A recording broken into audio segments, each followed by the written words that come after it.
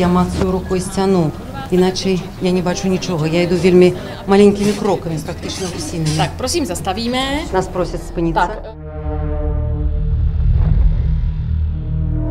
Вы думали калі-небудзь, як гэта быць сляпым?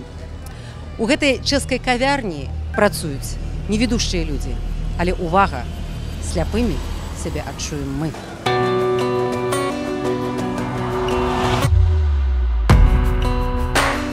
Канцэпт праскай кавярні по тьме – поўная цемра, дзе вашымі вачыма стануць людзі без зроку.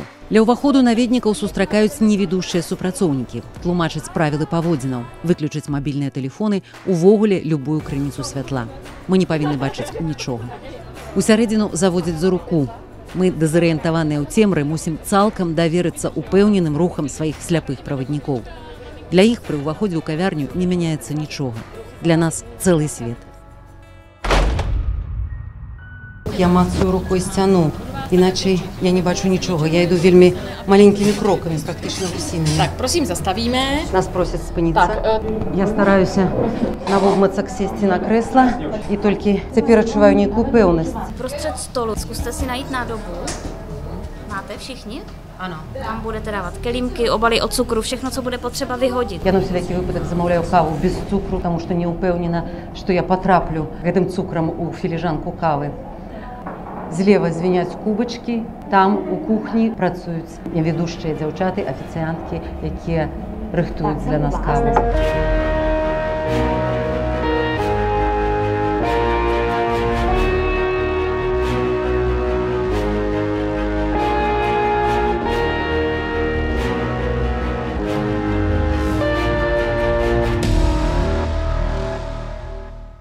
To kafe teda držím stále, to asi nepustím vůbec. Каву я не выпушчу з рук, але баюся перакуліць ваду, бо не ўяўляю, дзе яна. Tak jenom, že si člověk jako uvědomí. Тут чалавек усвядоміць, як тое, што для нас надзвычайна, для невідушчых нармальна.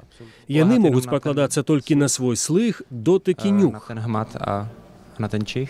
Я чуваю тревогу, мне уже хочется вонки. Мне уже хочется вонки.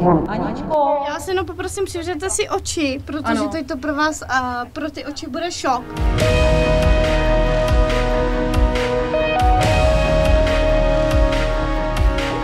Musím říct, že všechny hosty překvapí to, jak u nás rychle letí čas, jak je úplně jiný.